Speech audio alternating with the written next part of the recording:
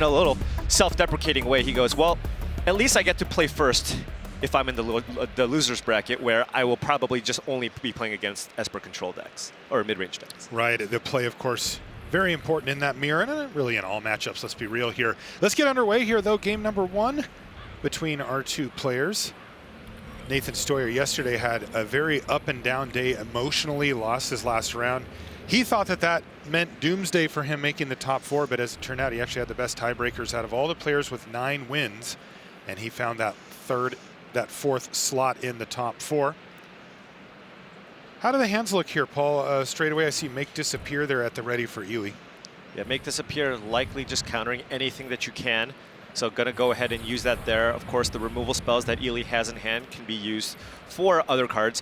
One thing to note, however, is Nathan Steuer is playing an extremely powerful 5-mana sorcery in Invoke Despair. And of course, Make Disappear is the only clean way to answer that spell. All right, well, Rafine on the battlefield. That's step 1 there for Eli Kassis. Will it stay there?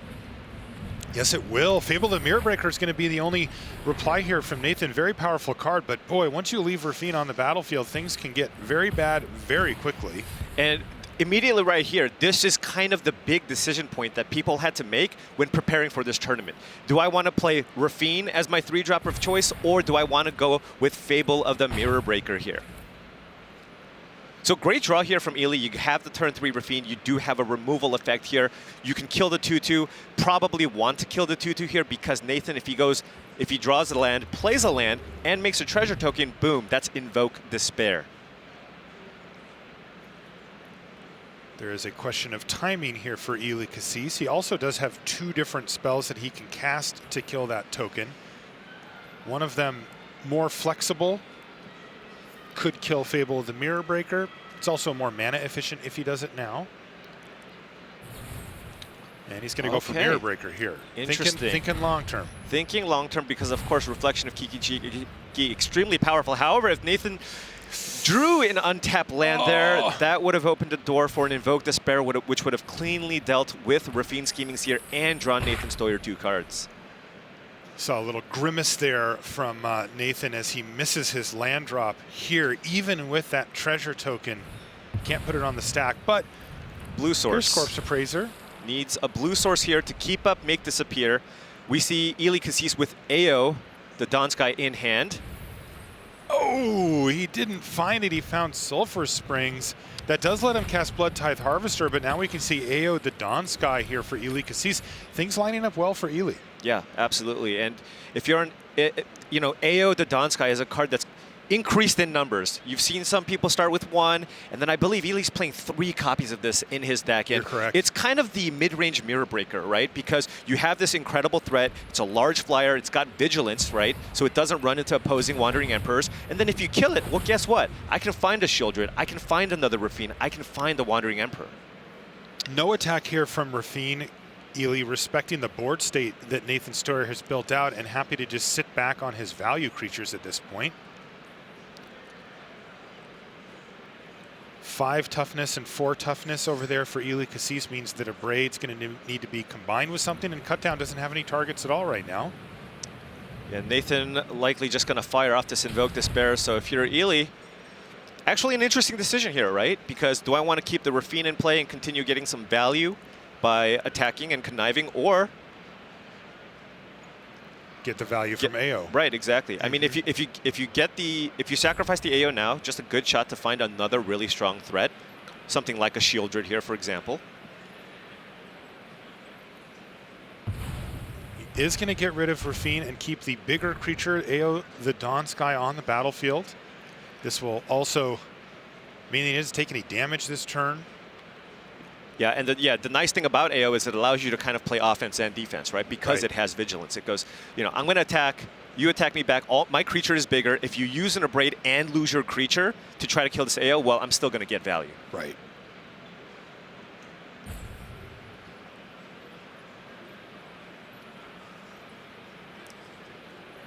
So kind of a tough spot here for if you're Nathan.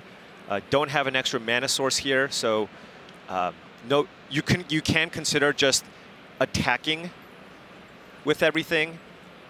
or not the Blood Tithe Harvester. If Eli chooses to block with AO, then you can use the Blood Tithe Harvester to give the AO -2/-2, get it off the board. But I think you're sacrificing a little too much on that exchange because you know Eli's going to get something from that AO. That's right. Nathan has a little bit of life total to play with here. He goes from 16 down to 11 after this attack. And not a bad draw step there from Eli, allowing him to deploy both of the cards in his hand, Infernal Grasp and Wandering Emperor, as he sees fit. Yeah. And a small decision point earlier in this game where Eli chose to actually go with Void Rend, which is a more versatile removal spell, instead of casting something like an Infernal Grasp, and now you're seeing it pay off here, right? Because now Eli has access to double spell this turn, whereas if he had a Void Rend, couldn't do that. Great point, Paul. If you look back to that moment, it didn't seem like a huge decision. It matters here, absolutely. Everything coming into the red zone now, and it looks like Eli wants to block the Blood Tithe Harvester. Is he going to fire off the Wandering Emperor here before anything else happens? He does have some life total. He's at 11. He could take the 5, but it's a lot. I don't know if Eli minds too much if he loses this AO. He goes, look, if you're gonna, it's basically a 3-for-1, right? It's like you lose your creature, you have to use your removal spell, and I'm still getting something here on the exchange. And if Nathan goes for Invoke Despair, Eli can cast a Wandering Emperor, make a token. You would lose the Wandering Emperor and a token, but you would still keep your AO on the battlefield. Yeah, Nathan's toying around with the idea of using this Abrade, but that's a bitter pill to swallow. You know, a mid-range matchup that's based on value, giving your opponent effectively a 3-for-1. He's kind of already made the decision, but boy, that is rough. Perhaps digging a little bit deeper here, maybe you can find something else here with the Corpse Appraiser before firing off this Abrade. Yeah, maybe something else more appealing. It looks like he's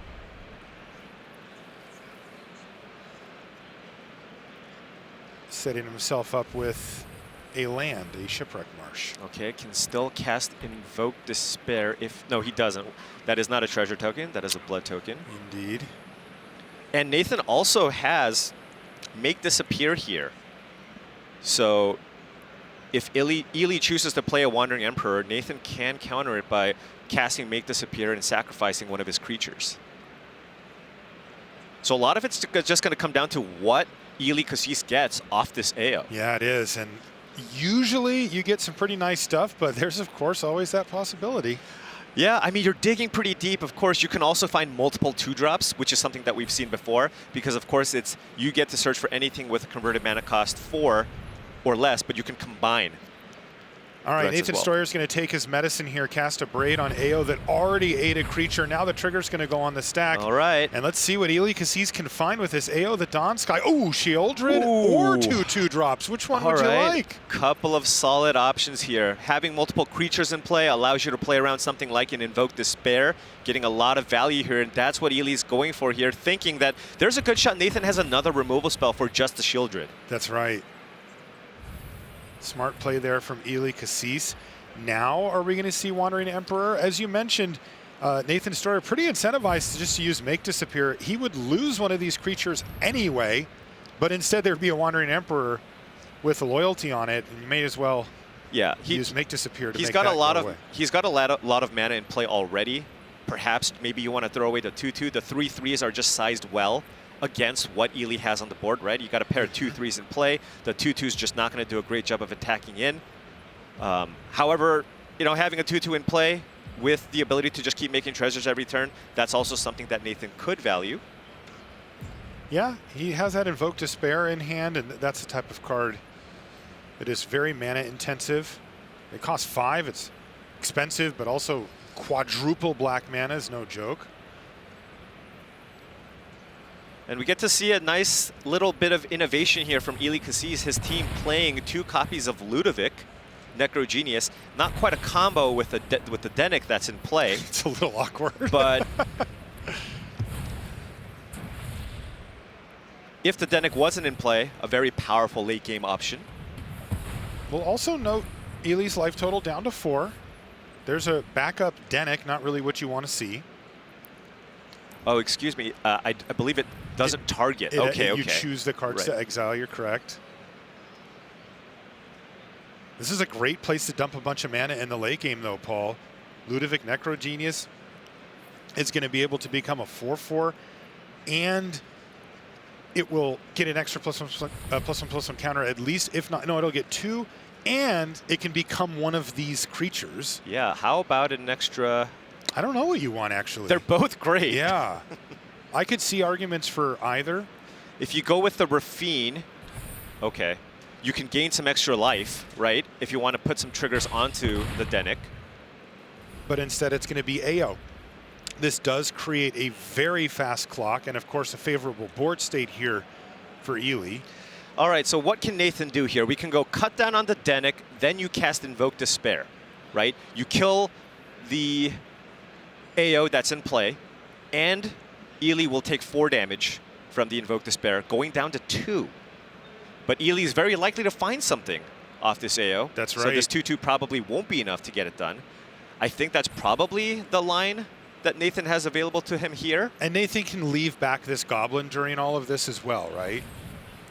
Because he could. He may need a blocker. He might. So it's going to be what he finds off this Invoke Despair. He's going to have to take 1, though. Oleg Ludovic's Hubris. All right. Trigger goes on the stack. What can we find? Tenacious Underdog Wedding Announcement. So can't get both. Right. Needs to make a decision on which permanent he wants. The Underdog presents a lethal threat. That's right. So a removal spell could get the job done. Attacking.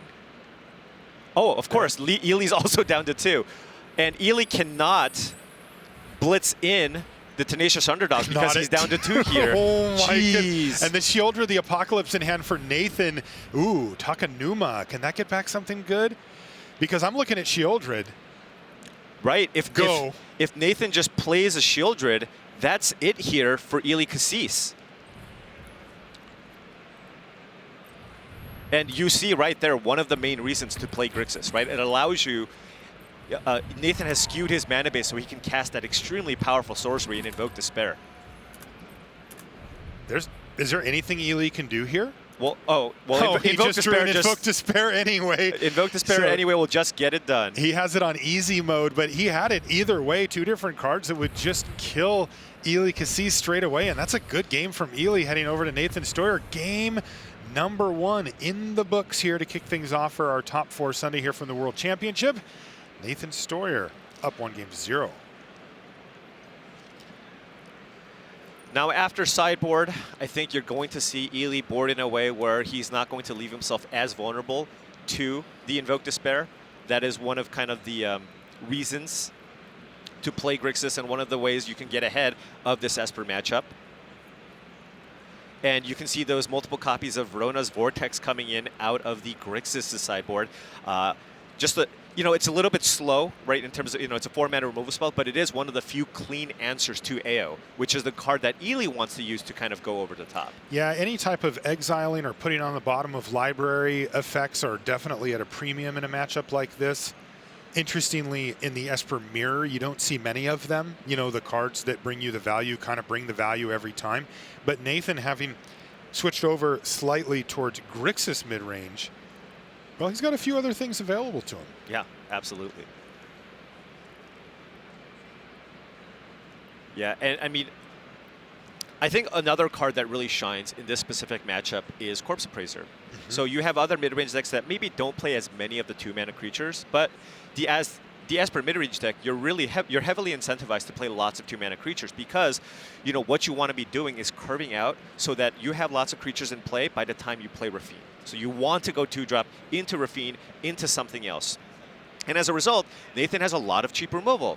The play pattern that he wants is turn 2, kill one of your 2-drops, turn 3, Corpse Appraiser, almost always have a target. Okay, game number 2 coming in here. Eli Kassis will once again be on the play. Does he have a keeper? It looks like it. He's also, you can see the Sanctuary Warden that he's brought in on the sideboard sitting there. Yeah, both hands look pretty solid here. Nathan's hand, if it goes long, I'm liking Nathan's side. That is a lot of Reckoner Bankbusters. However, you don't want to draw that many, right? A little bit slow. Definitely, especially when you see Rafine sitting there on the other side. That's the kind of card that can really snowball the advantage for Eli. Yeah, Nathan without it, well, now has a removal spell. It's just the right one. Just the right one. And Yeah. curious to see what Eli chooses to go with here for his turn 3 play. Do you just run out the Rafine, or do you just get the wedding announcement going? I think I would personally look to go wedding announcement, just start building up an army, and then play Rafine when you think the coast is clear to get some value out of that card. Get an attack in with one of the tokens or Right. something like that. So there it is. Wedding announcement's going to hit the battlefield. So Nathan Steuer, having decided to play Reckoner Bankbuster, that pays off for him. And it looks like he's drawn Duress for the turn. Yeah, not bad here. You can go Duress into Blood Tithe Harvester. Yeah, he only has one target for Duress. It's the Wandering Emperor. The other 2 cards are creatures, and then the other 2 are lands. But Eli will be able to get in attack here if he wants. Yeah, it's kind of awkward.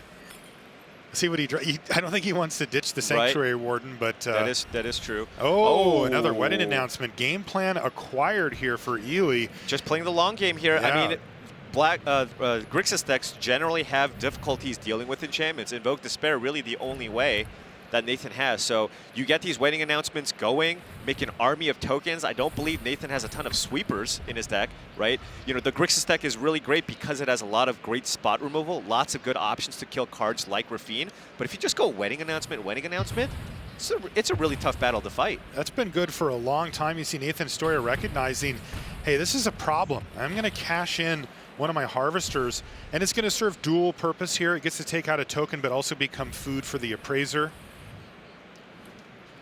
Keep the card advantage flowing for Nathan as well. But, you know, this is what you need to start doing. Like, you can't just let these tokens sit around. The second wedding announcement becomes a wedding festivity, and it's a big problem. Yeah, I mean, in 2 turns, these tokens are... Eli's just going to have an army of 3/3 tokens. Right. That's going to trump basically most of what Nathan has. No attacks here from Eli Kassis. He wants to make sure that these tokens are there to grow. Oh, and look at this cut down. Cannot be used to kill Rafine, right? No. Because we have the Anthem effect here of wedding announcement. Wow, nice job by Eli. Top decking that second wedding announcement to give him something else to do.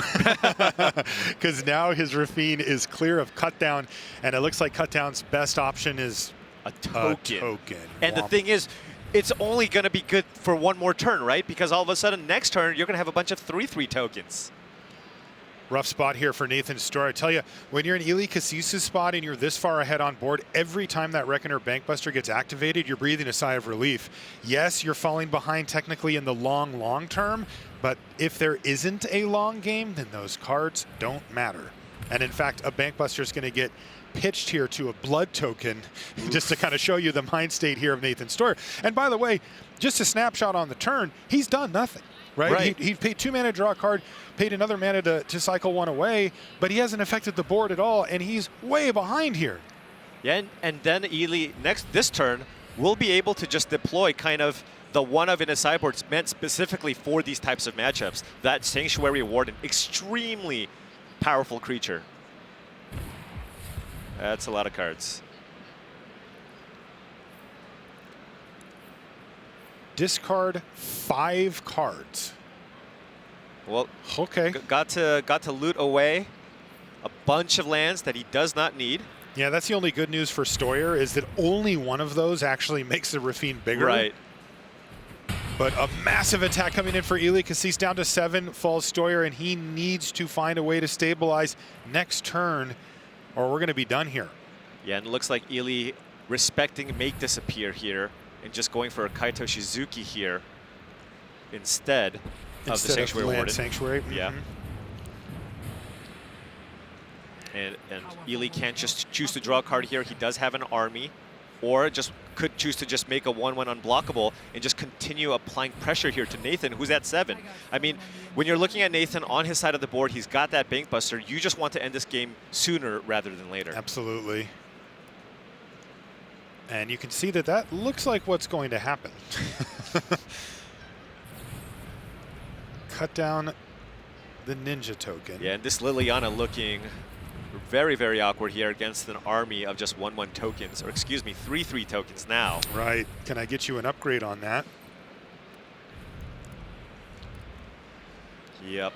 Just 13 power out there. I mean, Corpse Appraiser, but I don't know if he has anything here, but I imagine you want to kind of get it started with a Corpse Appraiser if there is a creature in the graveyard. Corpse Appraiser into 2-mana removal spell for Rafine. Cut down doesn't do it, however. Right.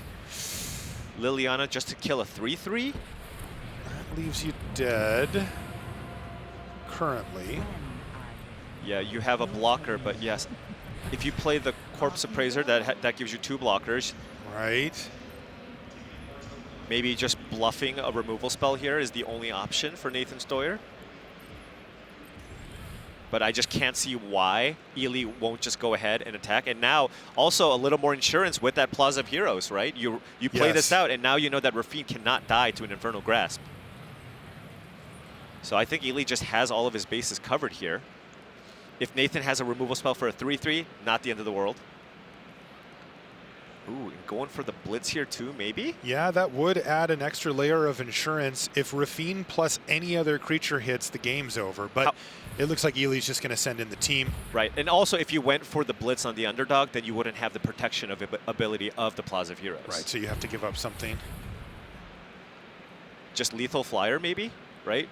You have to think, what can Nathan do? Just make a 7-powered flyer. So if Nathan has a removal spell, for the other 3/3 token, you still die. And I like this. Eli tossing away all the action in his hand here. Crazy. Because he has a Plaza of Heroes in play to protect that Rafine. Awesome play here from Eli Kassis. No fear. He knows the matchup. He knows the deck list. He knows the situation. And he's going to pick up game number 2 from Nathan Steuer and even things up at 1 game apiece.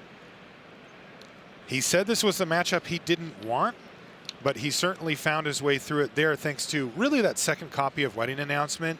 That the game changed once he drew that. Yeah, yeah. Likely just one of the best cards in this matchup, right? If you really think about it. I mean, Nathan is relying on spot removal, Liliana of the Veil, cards like that, and the Wedding Announcement just sits there, and if it resolves, Nathan just can't do anything about it, really.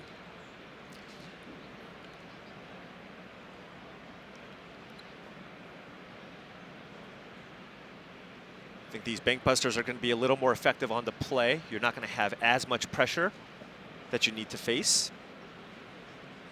Yeah, this Esper deck is very difficult to play against. You know, anytime you're bringing in Bank Busters, you're thinking, okay, I'm going to grind it out. But this was a tempo game. This was just flood the board with big creatures and get you dead. And sometimes they just have those draws. And then other times they don't, right? Other times they play like a 2-drop legend into a Rafine. You kill the Rafine, and they're kind of going, okay, well, I'll see you in a few minutes. Yeah, I mean, if you're on Nathan's side, you really just want the games to go long. I think his deck is pretty favored if you go late. Again, just more powerful, just more ways to draw cards, and then of course topping things off with that Invoke Despair. We did see him use Invoke Despair to great power in the first game. He resolved a few of them. In fact, the last one won him the game. Though at that point he had his choice on how he'd like to win the game, style points. And Nathan recognized this. Look at, he's just keeping all of his removal in here, right? If you just take a look at his sideboard, it's like cut downs, Infernal Grasp. The way I lose is you running me over with the quick curve. So I'm just gonna have all the cheap removal, which also works really well with cards like Reckoner Bankbuster, right? Where you're just like, draw a card, can still cut down your thing. Draw a card, Infernal Grasp your thing. Nice opener here for Eli. He would like to see a few lands come off the top, but he has Dennick into Rafine or Wedding Announcement if he does find a land. I mean, you keep, it's painful though, right? Everything is a pain land. Fortunately, Nathan's deck isn't especially aggressive, but Eli really wants to find land number 3, and if he does, I mean, he's got kind of it all here, right, in his hand. You can see it on Eli's face. He drew Destroy Evil and kind of went, okay. Yeah. Would have preferred a Rafine's Tower there, but I'll take Destroy Evil, I guess. But Nathan also has the ideal hand for this type of matchup here, right? And look, he's playing the tap land here because he knows anything Eli plays on turn 2 will die to a cut down. So you can go cut down into Corpse Appraiser or Fable of the Mirror Breaker. What you just saw was a sigh of relief for Eli Kassis as he draws Shattered Sanctum, and that is going to give him that curve out. Now, as you mentioned, though, Nathan Steuer, he's not going to let this happen easily. He's got cut down here, very efficient. Tap land. His mana is going to be great this game. I mean, Fable. Both players just have exactly what they want in this matchup. So we'll just kind of get to see kind of these haymakers go at it and which player comes out on top. Now, again, this wedding announcement is a very problematic card here for Nathan, but Nathan is the one who's got the bigger threat on the battlefield. His life total is not pressured this game so far. And his hand looks really nice. Infernal Grasp, a pair of Fable the Mirror Breaker, and an Invoke Despair. I like that hand going into the late game, and he's already ahead right now. Yeah. Yeah, and in this situation right now, Eli doesn't have a counterspell, right? If Nathan goes for Invoke Despair, that's a way to get Wedding Announcement off the battlefield. It is. That'll have to wait till next turn, but Nathan Steuer still adding to the board significantly here with a first Fable of the Mirror Breaker. And there's just another Denic off the top of the library. That might come in handy here, though. He could have a 4-mana turn with Destroy Evil and Denic. Yeah, it looks like Eli's going to go for a double spell turn here, right? Destroy Evil, get Fable off the battlefield, cast Denic, but then that's a shields down moment here for Nathan to go ahead and resolve Invoke Despair, get a token and a Wedding Announcement, and draw a card. He would have to do that by attacking with his 2/2 token at the for the time being, because he is 1 black mana short of casting Invoke Despair with just his lands. That's right. Shivan Reef in hand for him means he's only got access currently to 3 black mana. He's going to need a 4th. Okay, Infernal Grasp is going to clear the way for a nice attack here from Nathan Steuer. This draw has been beautiful for him. Fantastic. And Eli Kassis has to feel like no blocks. Behind. Take 5? Take 5, and then Nathan's going to play another Fable here.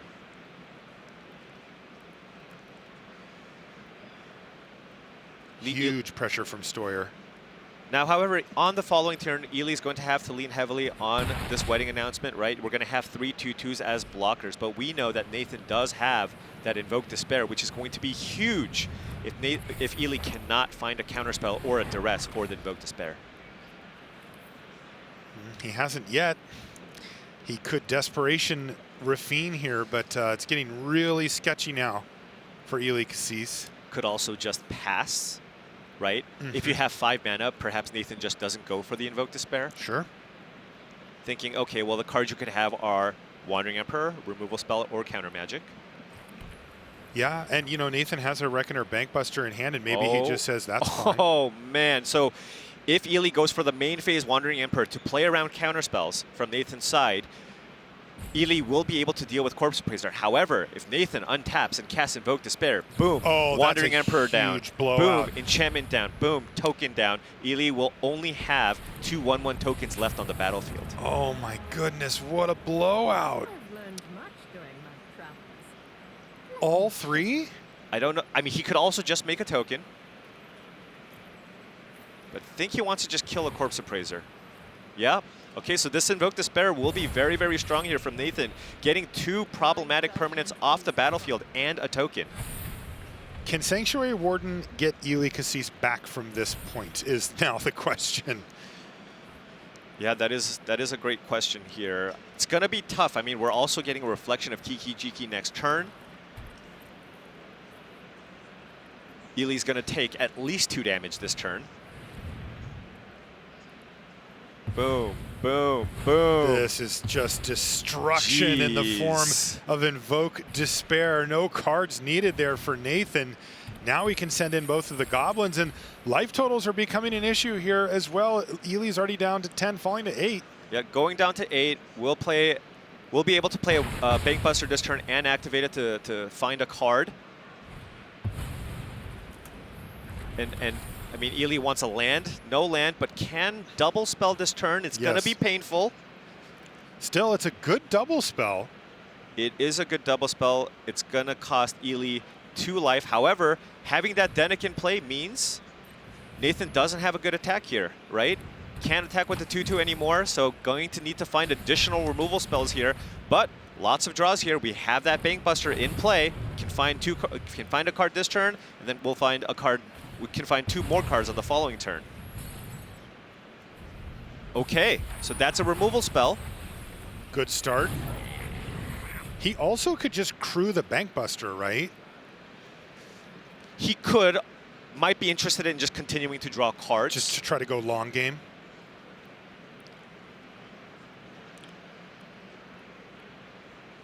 Probably wants to use that Rona's Vortex on the Rafine. It would cost 5 mana. Could also use it on Denick. If you did it on Denick, you wouldn't have to pay the ward cost, right? And then you would get a treasure, and then you would also be able to activate your Bankbuster.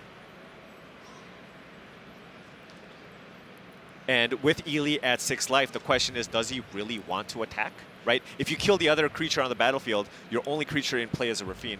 Do you really want to attack with all this pressure on you? Oh, look at this. He's going to crew up the Bankbuster and get in there. I think Nathan's looking overall at those pain lands on Eli Kassis' side and saying, okay, if I put you to 2, can you even cast what you want to cast at this point?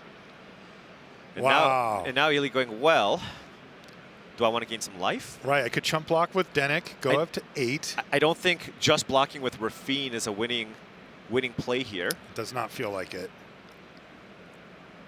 It would allow him to perhaps attack with Denick or do some other type of line, but ugh. Right. Maximum pressure now from Steuer. Go to 2? I mean, if you go to 2, then you can attack with Denick and hope to have it connect. Of course, we all know that Nathan Steuer does have Rona's Vortex in hand. Denick will not connect. Boy, huge decision point here for Eli Kassis in our upper semi. He's taking it, going down to 2. Now we're going to see Rona's Vortex. And he's ready for the good game. I think he thought that there was a Invoke Despair coming, but there is not. He's Eli ready. Kassis. He was willing to take the risk. Nope, not yet. Not yet. Oh, we're still playing but very Magic. Close. It was Denick that gets hit, by the way, with Rona's Vortex. Leaving Rafine on the battlefield. That's a land. That's a land, so that's a Sanctuary Warden here for Eli Kassis. Has 2 blockers here, so not quite dead just yet.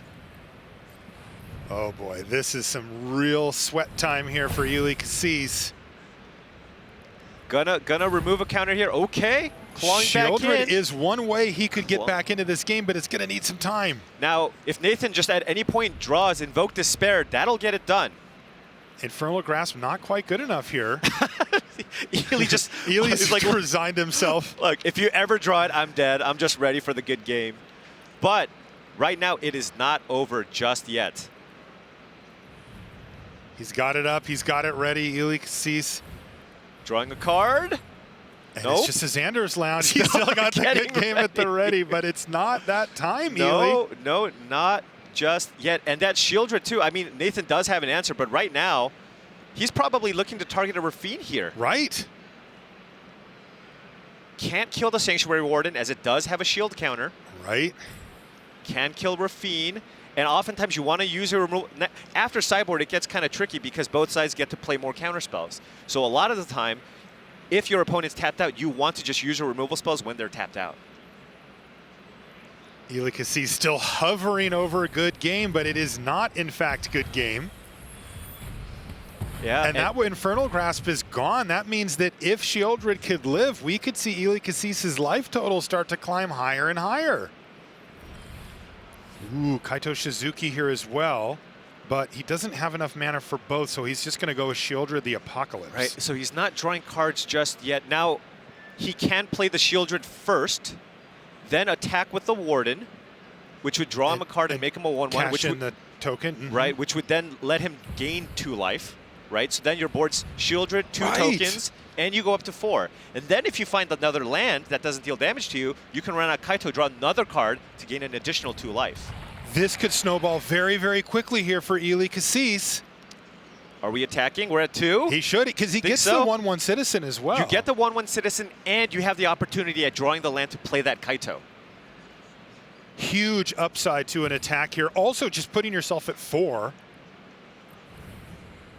Maybe he won't be queuing up the good game anymore. Yeah. He finds Infernal Grasp, so not a bad draw there either. A removal and you can spell. cast it. He can actually cast it now.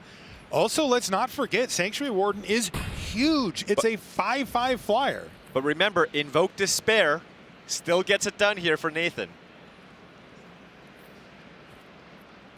Eli deciding if he needs to kill that reflection right now. Yeah, he's probably going for the reflection. He's like, all right, I'm still going to go down to 2. All you have is a 2/2 token. Oh, Nathan Steuer does not like what he sees. He's shaking his head. Oh, but remember, man. he gets a draw step, and he does. also has Reichener Bankbuster in play too. And he does have the mana.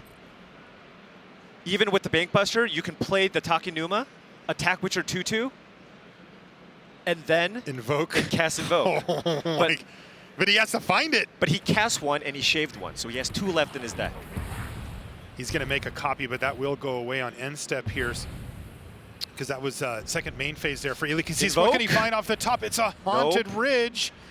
And he's got the good game hovered still. All right, draw a card here, Nathan. Look at the you fingers crossed it. for Eli Kassis. You can see him literally with his fingers crossed on the screen. What do you have? Oh, he finds in the gate, and that's not good enough here for Nathan Steuer. And this Shieldred is going to run away with this game. Eli crossing his fingers. He's just going to win. Like, unless Nathan can gain life, because Warden's going to hit him for 5, and then it's go. Needs to find it. Now he's facing lethal literally, because he's going to be at 5. That doesn't do it. He was looking for an Infernal Grasp there on the How Warden. did Eli Kassis get out of this mess? He had his cursor over good game 3 different times, and has somehow dodged the bullet. Sanctuary Warden, right? Sanctuary Warden Absolutely. and the Shieldred. Sanctuary Warden, you know, a lot of these lists are off by maybe 1 or 2 cards, and this is a card that Eli's team identified as extremely important in all these mid-range matchups. He drew it, and it won him this game. Incredible. Now, Eli Kassis just needs to focus back in here. We know that he can just attack with Sanctuary Warden here, but he needs to make sure he covers any possible bases. Negate, tapped out, got nothing. Nathan Steuer can only look on as Sanctuary Warden threatens all of his remaining life. An attack with Shieldred will also force a chump block. Right. That would only be in the case that Steuer even had a removal spell for the Warden. But as we can see, that is not the case. And that's going to be the whole match going to Eli Kassis with the fist pump there. Fist pump. He knows how close that was. He thought for sure he was done, but it was not to be for Nathan Steuer. Now I'll remind you, that's not the end of